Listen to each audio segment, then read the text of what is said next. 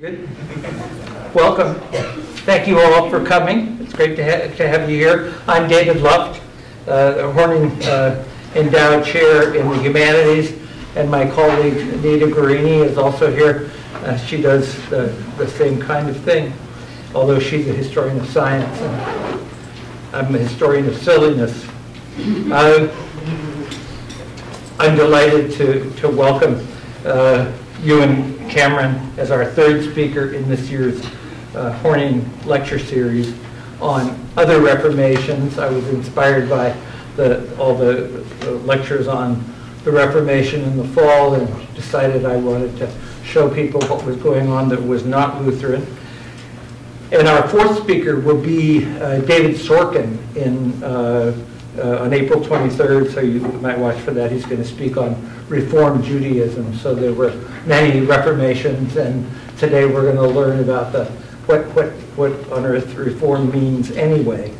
Professor Cameron is one of our most distinguished historians of the Reformation. He was educated at Eton and Oxford, and he came to the United States fairly recently in 2002 as the first Henry Luce III professor of Reformation church history at Union Theological Seminary. When I was a kid, that was the ultimate place to go. And he's also a professor of religion at Columbia University, more or less the building next door.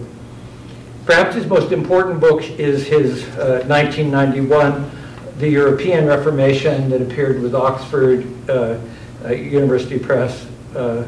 And he began his research on a less well-known topic, the Valdensians. I say Valdensians, I guess we're supposed to say Waldensians here.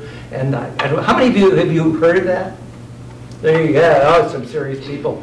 And so it turns out I've been speaking Valdensian all my life, but I had never heard of it until I started reading Professor Cameron's work.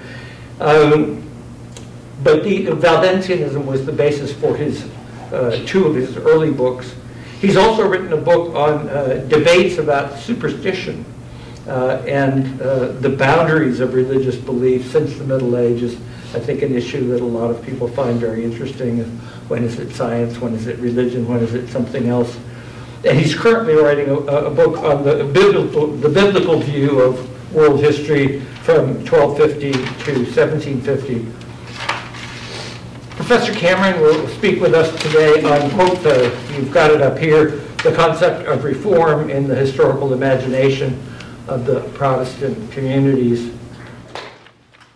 Thank you very much indeed, David, for your very gracious introduction and for your wonderful hospitality and for inviting me to be part of this conversation about the meaning of this very fluid and very important term, reform. Reform is something that every politician promises they will bring in every time they seek to be elected, and you think, oh no, not another one. And it is also a concept which we who work in the history of religion spend a great deal of time wrestling with. And I'm combining that today with some reflections on the way that the churches of the Reformation tell their own story in the first few decades, the first 100 years or so after that movement that we call the Reformation.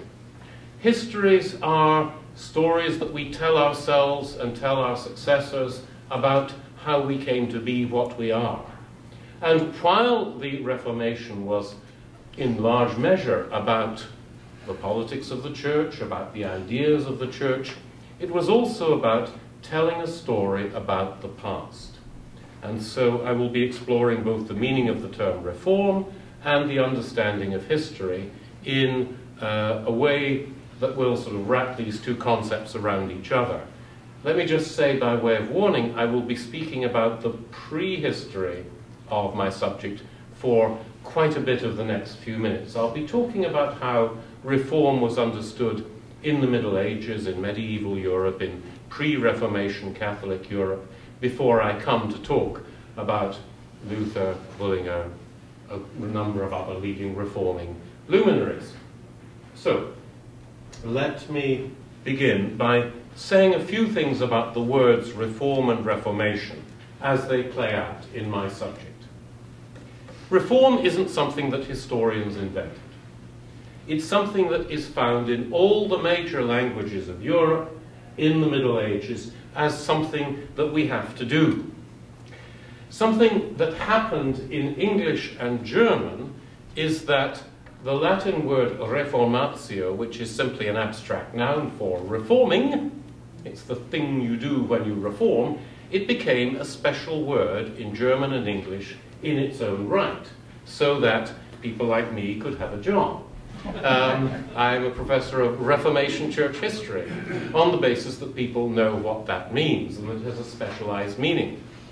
But as Professor Luft mentioned, I have worked in the area of the French and Italian-speaking languages, in which there is no special word for my subject. My subject doesn't exist as a thing distinct from more general reform in, let us say, French or Italian, or indeed Latin, which was the language of scholarship in my period.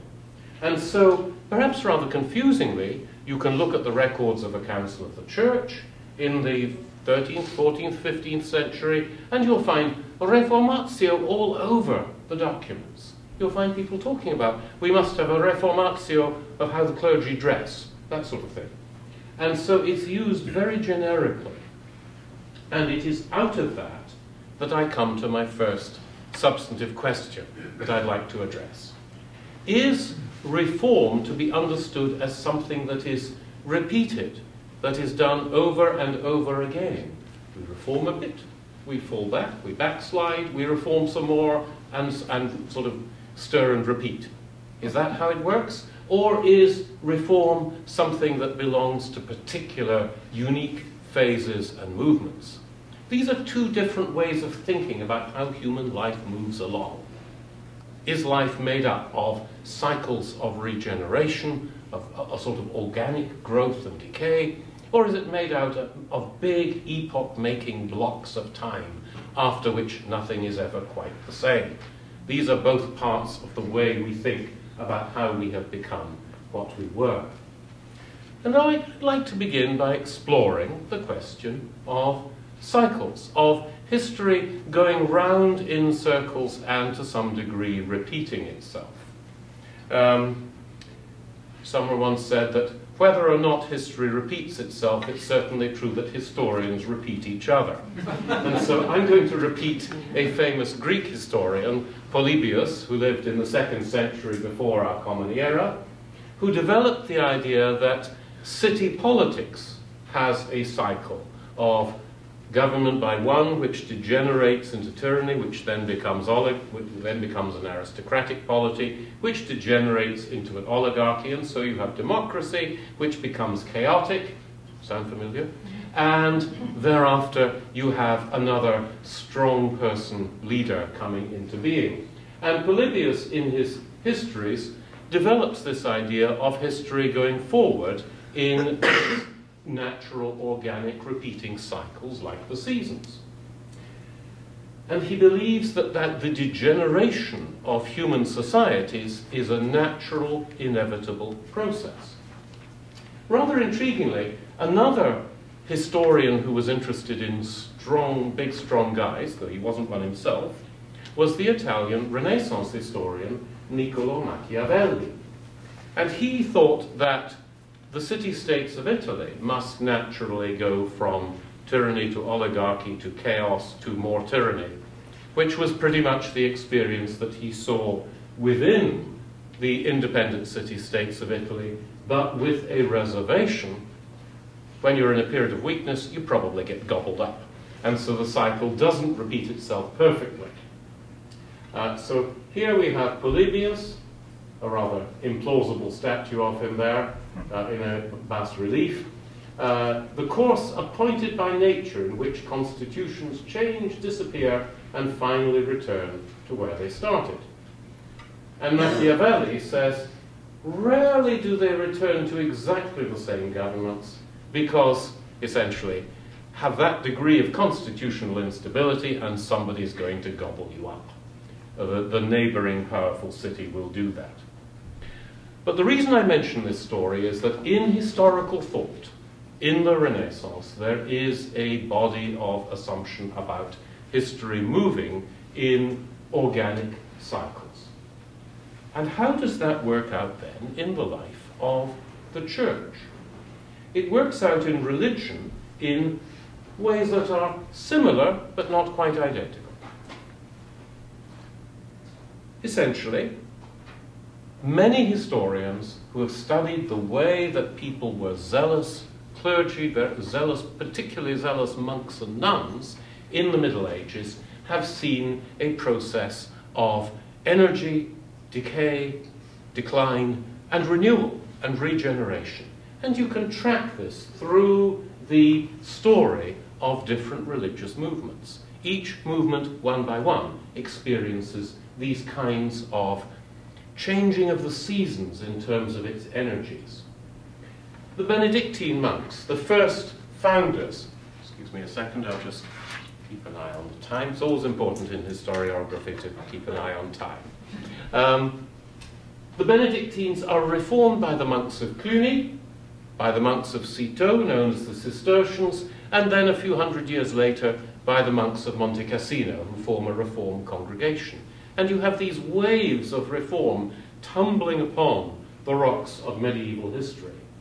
The Augustinians get reformed by, don't worry about the details of these names. The general point that I'm making is that the story of medieval religion is of ideals which continue over a long period of time. Ideals of devout, serious, monastic obedience, but they have to be re-energized over and over again. And quite frequently, the churches fragment because different people disagree over ways to engage in this reformed movement. So the Franciscan friars, following the example of the ultimate charismatic reformer, Francis of Assisi, they over time fragment and fracture into multiple different traditions. By the end of the Middle Ages, by the time just before Martin Luther, nearly every religious community of monks, nuns, friars has a congregation of strict observance. And you know, it was as part of one of those congregations of strict observance that Martin Luther, about whom we were obsessed last year, went to Rome. Luther went to Rome on the business of his strictly observant congregation because they didn't want to get swallowed up into the larger mass of the Augustinian community. By the way, there was one group of whom it was said that they were never reformed because they were never deformed, and these were the Carthusian friars who lived a spectacularly austere life, in that each Carthusian monk had a little cell in which they spent most of their lives praying and reading and meditating. And they are with us to this day. Now, I now want to go back to the story that I was telling you about Martin Luther, because his boss, his ultimate religious boss, was a man not nearly so well known, but who in the early 1500s was quite an influential religious leader called Giles or Egidio da Viterbo. And he was, as I say, an Augustinian, which meant that he was ultimately Martin Luther's international religious commander-in-chief. And Egidio da Viterbo was famous not only as an Augustinian monk, but as a scholar, an orator, and indeed a poet. He was a man of great culture, not just in a narrowly religious way, but in a very broadly cultivated fashion. And as such, he was called to give the opening address at one of the great councils for the reform of the church, which was spectacularly insignificant in its results, but which met in Rome in 1512 for 5 years just before the time when Luther's protest broke out. The story of the Fifth Lateran Council is one of these terrible sort of tragedies of organizational history. Everyone gathers together, they think they've dealt with the problems of the church, and then a new problem breaks out that they had no idea about beforehand and had done nothing to forestall. But Egidio da Viterbo's opening address is really very interesting for the idea of organic reform in cycles. He pointed out that the church is like an organism, it's like a plant, it's like a flower, it's like a tree that loses its leaves and has to grow again. The church, he says, needs reformed councils to be renewed just as the natural world does. And he looks back over the history of the church and says, look folks, we are gathered here in St. John Lateran at Rome to give the church another pumping up of the tires. And we have to keep doing this. And I just wanted to show you exactly what he said. I don't expect everyone to read the Latin, but there's a translation at the bottom. What is this third kind of being? That's what he means, a human organization, which is fluid, unstable, and mortal. If it is not continually renewed, it will speedily perish. That the life blood of organisms made of human beings is a constant process of renewal and reform. Now, that's my first point. In the Middle Ages in Europe, when people thought of the word reform, they would most typically mean by reform that process of pumping up the tires that had gone a bit flat, of re-energizing the zeal with which they had begun the project that they first worked on. Now, when I gave an earlier version of this talk, which has really very little to do with what I'm saying to you today, but I gave an earlier version of it, and some colleagues pointed out to me, hang on, what about the way that the people just before the Reformation understood the phases of life in the church? Because there was a time when medieval theologians and historians and philosophers felt that you could also envisage the story of the church and the world and the whole of creation in a linear, point-to-point fashion. And you could believe that very much back in the beginning of the Christian church, there was a church that was perfect and zealous and energetic. And if we look forward to the end of time, to the perfection of all things at the end of history, then we'll get back up to where we were in the time of Jesus and the apostles. That was also an ideal which was available at the time.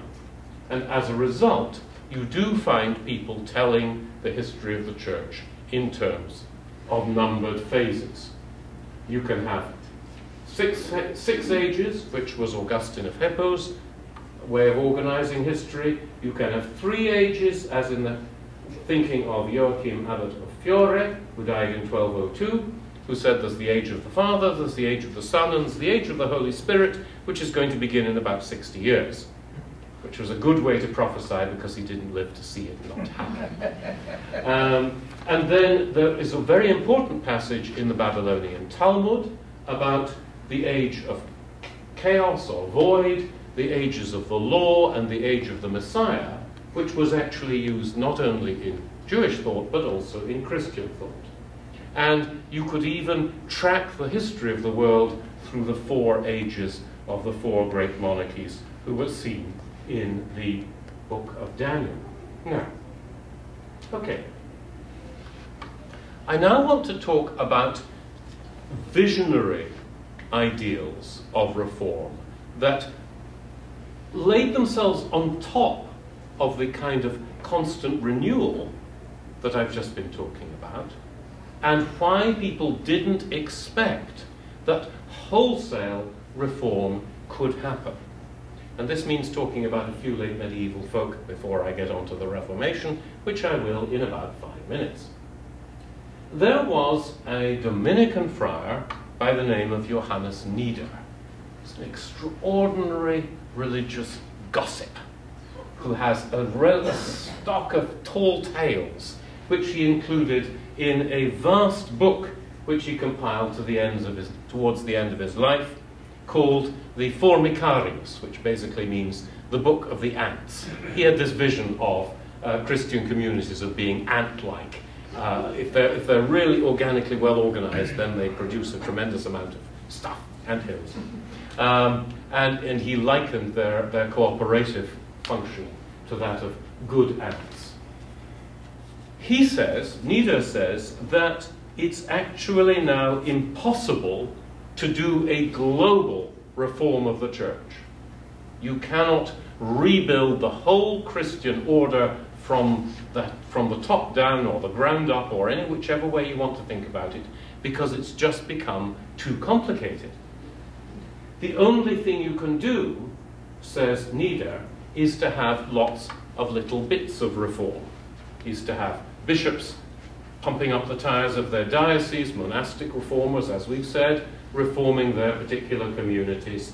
And this becomes an idea which is popularized by one of the most famous preachers of the age, a man called Johannes Geiler, of Geiler von Kaisersberg, who preached in the great German city of Strasbourg. Yeah, somebody's going to be very sharp and say, isn't Strasbourg in France? Yes, but it was in Germany then. They moved Strasbourg in part of that great moving of borders in the 20th century. And Strasbourg is, I think, still to this day, a highly German cultured city. And Geiler was a famous preacher in that city in the years just before Martin Luther, that remarkably fluent time. Now, because they had become to despair of the idea of a complete global reform, there were some people who said that, in fact, the only real reform that's going to happen is something which is not achievable by human beings, which is actually the direct intervention of the Almighty, the return of Jesus Christ, or something that is actually going to kind of transform and maybe bring to an end the whole process of historical change. And there are various versions of this that go around. There is a text in the mid-15th century which says that the Reformation of Germany will come by this messianic leader who will be called Friedrich or Frederick. Then they did get a Frederick III, who was a terrible, terrible disappointment. But the point was, this wasn't just a human process. This was God intervening in the affairs of the church. And Martin Luther himself says, right at the beginning of Martin Luther's Reformation, I'm not going to lead a Reformation. It's a bit like that famous quote from, whatever else I am, I'm not a Marxist. Karl Marx. Luther said, whatever else, I'm not going to lead a Reformation. And that story is part of what I want to talk about today. Luther says in the explanations of his 95 Theses, the Church needs a reformation which is not the work of one man, or the Pope, or of many men, the cardinals, but is the work of the whole world, indeed the work of God alone. Only God, who has created time, knows the time when it will happen. And in a similar way, a spiritual reformer called Sebastian Frank said, as late as 1531, Reformation? Who's going to make it happen? No one may attempt a reformation until everything shall be reformed on Judgment Day. So, and yet, the Reformation, as we understand it historically, happens. And it forces people who had formed these different ideas of what reform is and is not to find a way to fit what was going on in the life of the church into their frames of thought, which had been designed on the basis of repeated reform and the rediscovery of the pure, perfect Christian community at the very end of history. And so let's look at the story of the reformers of the 16th century, which I'll now do for the rest of this talk. Now, Martin Luther builds his idea of what we now think of as the Lutheran movement, the Protestant Reformation, on both a vision based on doctrine and a vision based on history. It is based on doctrine, I believe, because Luther's primary message, I'm going to sort of boil down a very, very long lecture into about 30 seconds here. But his primary message is to say, we've all been trying to work out how people can become holy enough to be accepted by God. The entire religious project of our church has been, how do we make human beings holy enough? We've been asking the wrong question. Because the beauty of God's desire to save people is God doesn't want holy people. God wants to save sinners. God wants to save people who are no good. And then once they have been saved, redeemed, rescued, covered with a righteousness that isn't their own, then they can start to become a bit better. But they're not being made holy. And that's a theological vision. But it's also a historical vision, because what he has to say is, for years and years and years, the Christian church has been persuading people to do the wrong things. It's been persuading people to do lots of things like rush into monasteries and rush off to pilgrimage shrines and do lots of stuff, do lots of religious stuff which will get you holy before God. But God didn't ask you to do that. That's not what you're supposed to be doing. So that is his vision in a nutshell. And in his historical writing, Luther makes clear that doctrine, as he sees it, doesn't actually evolve. It doesn't develop. Christ, the apostles, the evangelists, made clear what the church was meant to teach at the very beginning. The problem that he sees in the modern church is that the practices and the ideals have gone wrong. There's a narrative which I think we just managed to hammer it out of the culture last year. There's a narrative that says that Luther reformed the church because the church was full of abuses, because it was full of misconduct and bad behavior by the clergy. Now, that may well be true, but that wasn't the point. For Martin Luther, had the church been living up to its ideals to the utmost of its power, it would still have been living up to the wrong ideals. And that's a very, very important point to grasp about Luther. And so the question that Luther has to explain in trying to teach, as he believes, true Christianity is, how did we go wrong? And there are a number of key works which, when you realize that that's the question that Luther is asking, start to make a certain amount of sense. How did the Christian church, at some point in its last few centuries of history, manage to go terribly astray? There's a very odd book that Luther writes in 1520, whose full title is A Prelude on the Babylonian Captivity of the Church. And this has been puzzling undergraduates and high school students for many a year, at least those who get exposed to this subject matter. Essentially, what that book is saying is the church has been taken into exile, a long way away from its proper place of worship and belief. It's been taken into exile in the way that the people of God were taken into exile in Babylon, because it's been dragged away to a place where it's doing the wrong things. And similarly, other works embody that same idea. At some point in the past, there is a journey that the church went on which went horribly astray. The Englishman Robert Barnes charts the moral and structural decline of the popes in his Lives of the Pontiffs, and the Swiss reformer Heinrich Bullinger, not a name to conjure with, I don't think we need worry about Bullinger 500. He's not that big a profile, though one of my very dear friends at Yale has written a great deal about him to very good effect. He writes a book in the period 1528 to 39 called Of the Origin of Error.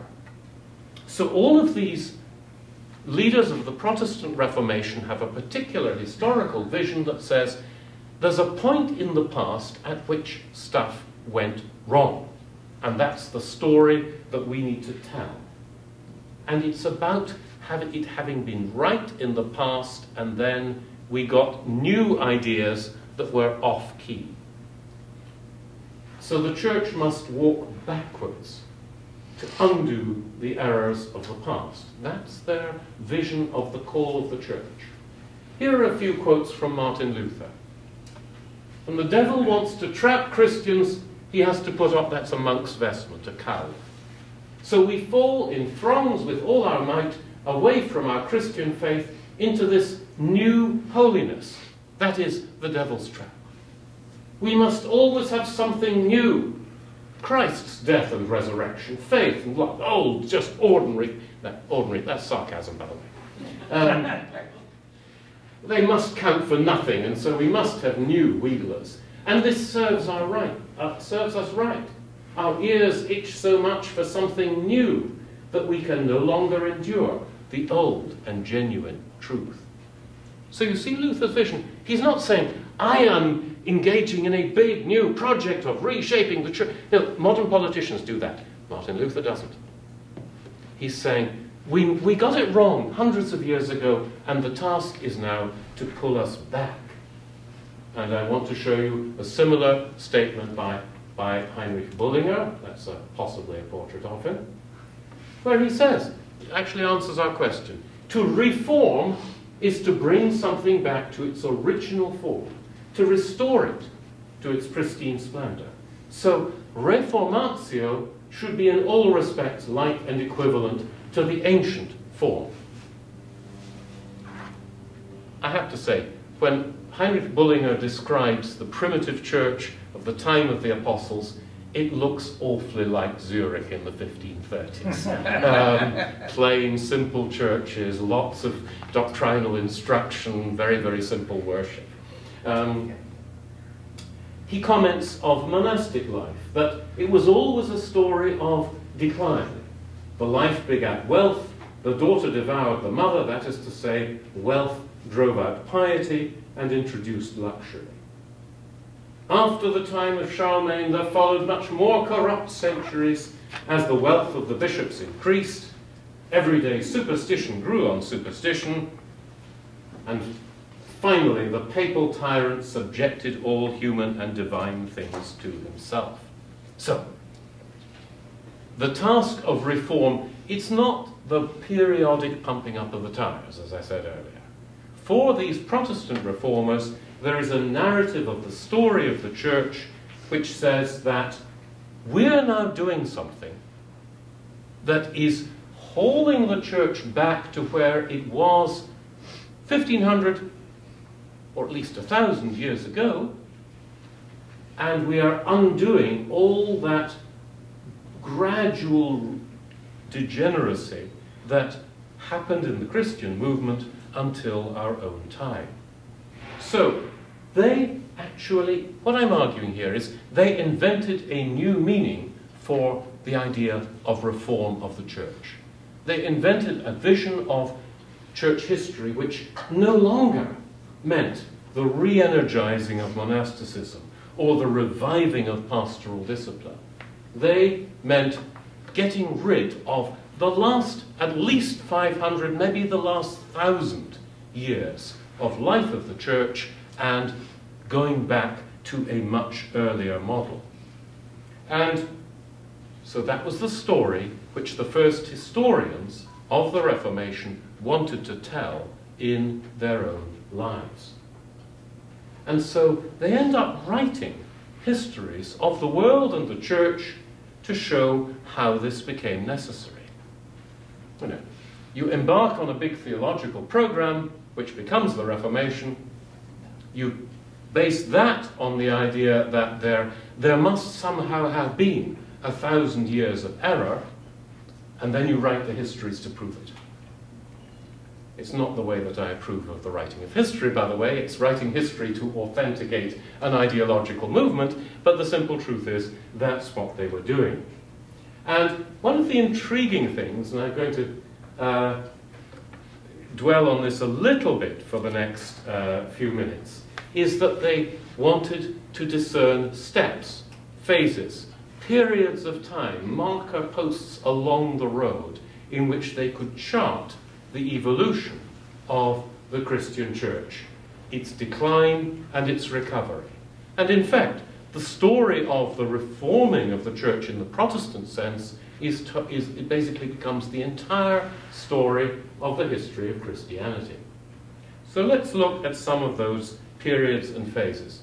Some of these names, by the way, are going to seem fairly obscure, and I can't apologize for that, because this is just who they are. There is a rather interesting scholar called Caspar Heutzer, who was a physician, he was an astrologer, but perhaps most importantly, he married the boss's daughter. He married Magdalena Melanchthon. Philip Melanchthon was, after Martin Luther, possibly the most influential Lutheran theologian of the 16th century. And Caspar Heutzer was his son-in-law, and a little bit of a polymath. And he and Philip Melanchthon worked together on the revision of a world history which had originally been written by a man called Euan K Cameron in German before he died almost certainly of morbid obesity, at least as far as we can tell from the Cranach portrait of him. And so the Cameron model is to say the church has a series of 500-year phases. 500 years in the late antique period, which are really pretty good. Some of my late antique historian colleagues would maybe disagree with that, actually, but the story they told was 500 years of getting theology right and living simpler. 500 years of bit of good, bit of bad, eventually a little bit of good, mostly bad. A period of decline until evil prevails under the almost demonic figure of Pope Gregory VII, as they saw him at the end of the 11th century. And then 500 years of really, really bad. 500 years of idolatry, superstition, and ambition, of the papal church, of the sacrificial mass, of monastic orders, of all the stuff that the reformers felt was bad. And so it's a historical story. And then so neatly, you see, you've had 500, 500, 500, then you've got the Reformation. Suddenly, the grace of God dawns upon the Christian church, and they can say, now maybe we've got another 500 years before Jesus comes again. And they did actually envisage some sort of story of how the arrangement of time would play out. And if that seems fanciful to you, believe me, this was very, very widely circulated in the 16th century. Here are the editions, the original German of Carion's Chronicle, and the Latin translation by Melanchthon and Caspar Heutzer. That's one of the early editions of it on the right here. This was a work which circulated a lot. Okay, and even more widely circulated was the English language history of the English reformer John Foxe. John Foxe's Acts and Monuments, or sometimes just known as the Book of Martyrs, was a story of the suffering church during the period of persecuting movements oppressing the true church as he believed it. And so he goes for 300 or 400-year phases. Slightly different organization, but centuries are very attractive.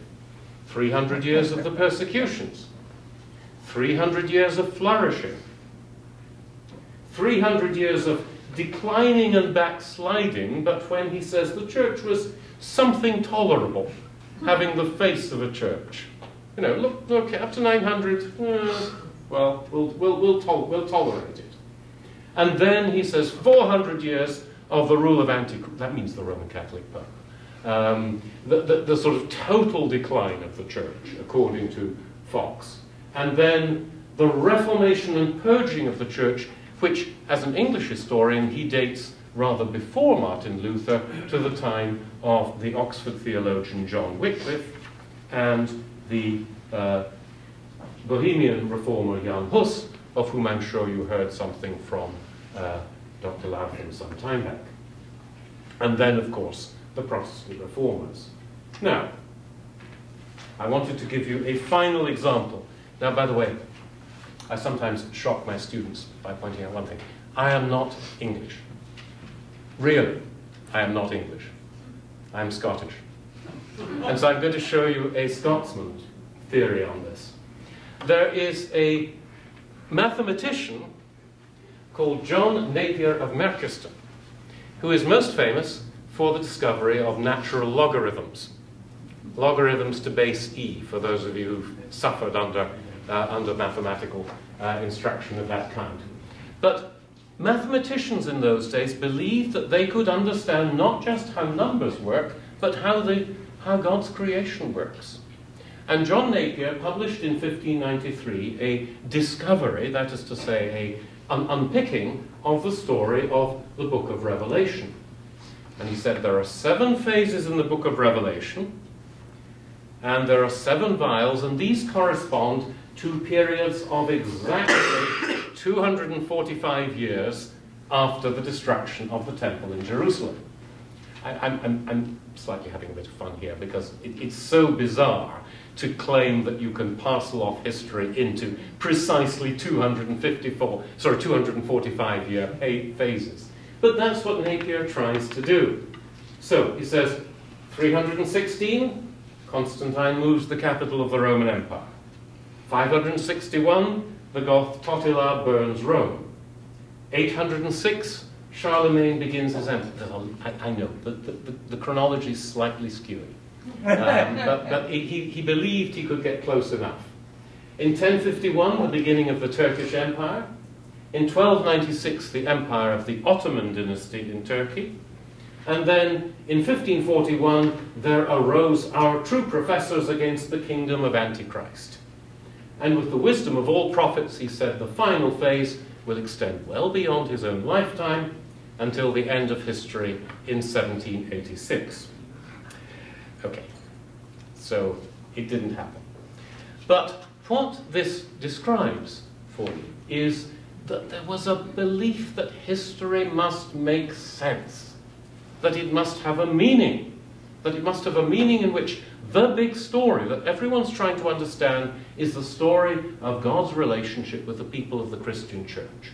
Now, is this Eurocentric, myopic hegemony? Of course it is. Of course it is. They really could not think outside their world, even though they discovered the Americas, even though there were Christians discovering the extraordinary cultural riches of East Asia at this time.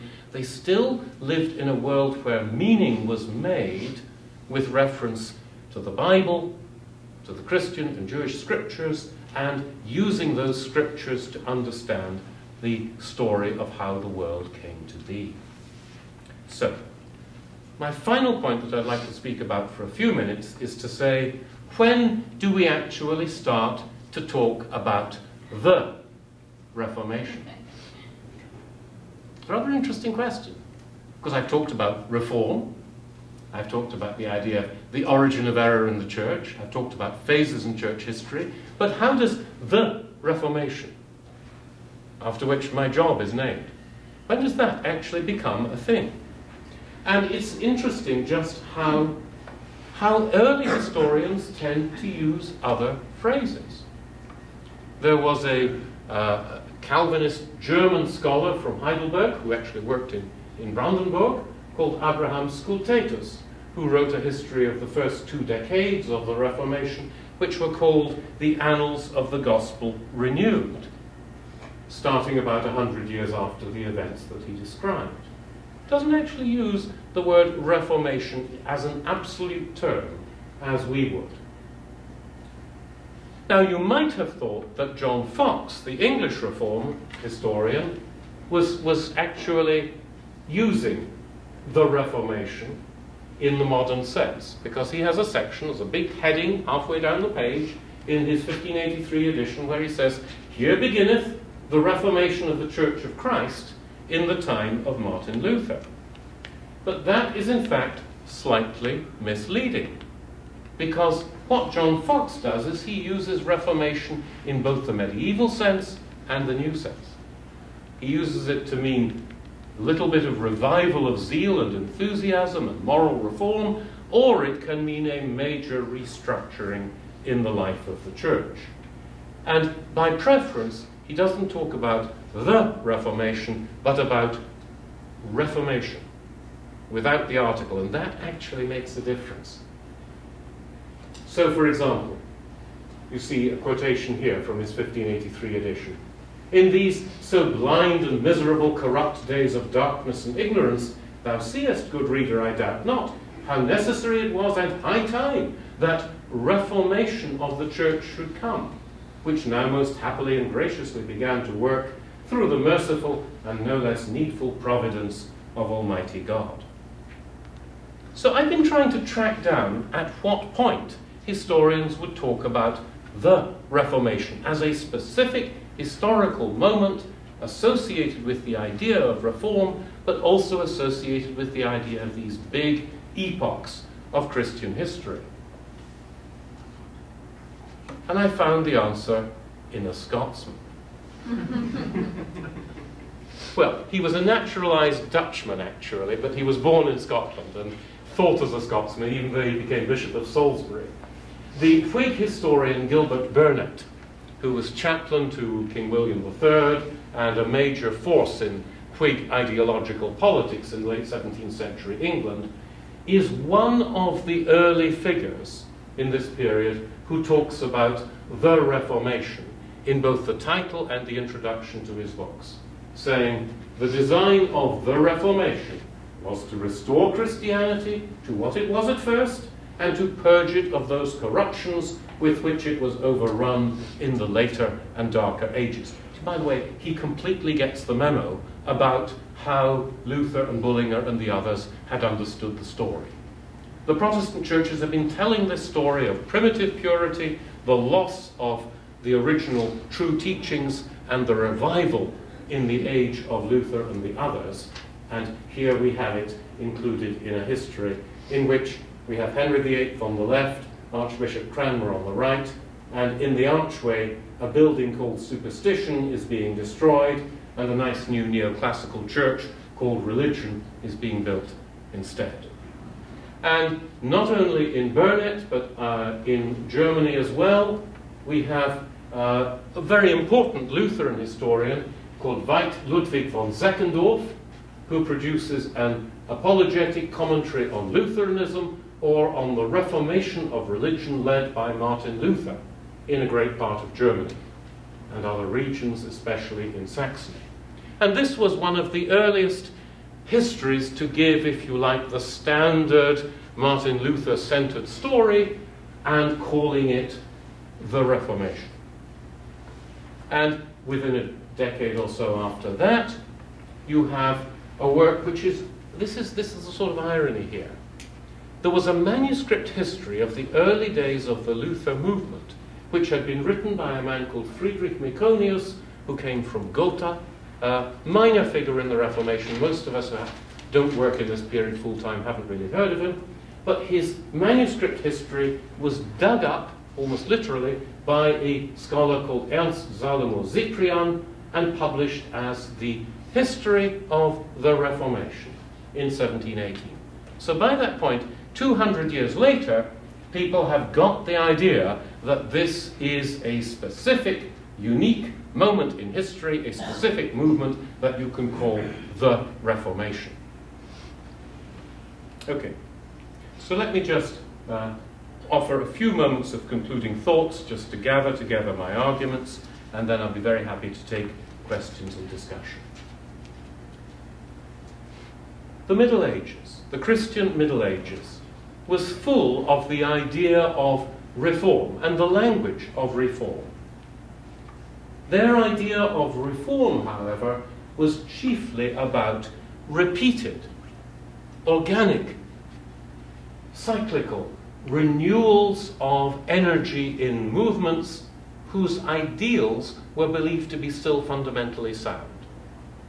If you're a Benedictine, you still follow the rule of Benedict, but you may need another charismatic leader to get you re-energized to do this. That was the medieval idea. And also in the late Middle Ages, the complete wholesale reforming of society, that was something that God would do at the end of history. That wasn't something that any single human being could actually achieve in their view. But the 16th century reformers discovered a whole new story to tell about the history of the Christian religion. Their story was of how, in the 16th century, at this specific moment in time, the church was suddenly cleared out of the rubbish of centuries of, as they saw it, accumulated error. By the way, I often say to my students, look, I'm not actually saying this as me. I'm channeling the voices of the people whom I study. And please don't assume that my view of Christianity is the same as theirs. But their vision was of a whole new idea of reform, not just reform of morals and conduct, but reform of ideals, by discovering how the church had gone astray to pursue erroneous ideas.